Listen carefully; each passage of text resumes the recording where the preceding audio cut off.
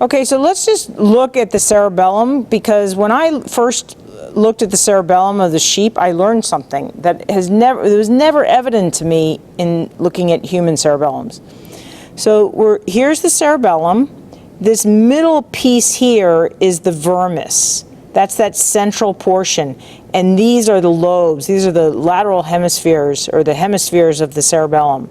One hemisphere, two hemispheres. And here's the vermis. Let's just make sure that we understand where that is on the human.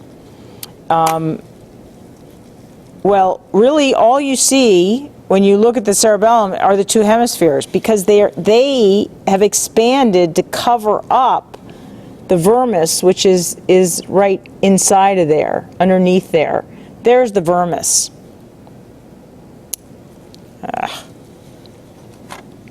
This is vermis in here.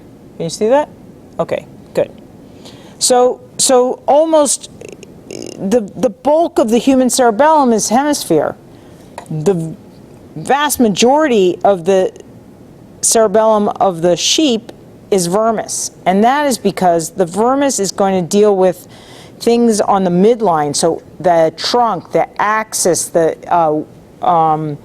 posture and gait and eye movements and speech. Well, sheep is not speaking, but we're speaking. But these are dealing with the limbs, and most importantly with the hands and the feet. But the sheep don't have digits, so they have a very small hemisphere. The really cool thing that I learned by looking at sheep cerebellum is, look at this. Is it symmetrical? Is the vermis symmetrical?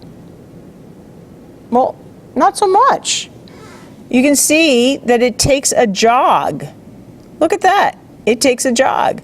So I saw that on one sheep brain, and then I saw it on a second sheep brain, and then I saw it on the third sheep brain, and then I went back and I found in the neuroanatomy books that, in fact, everyone's known that, or people may have forgotten it, but people knew it for a long time.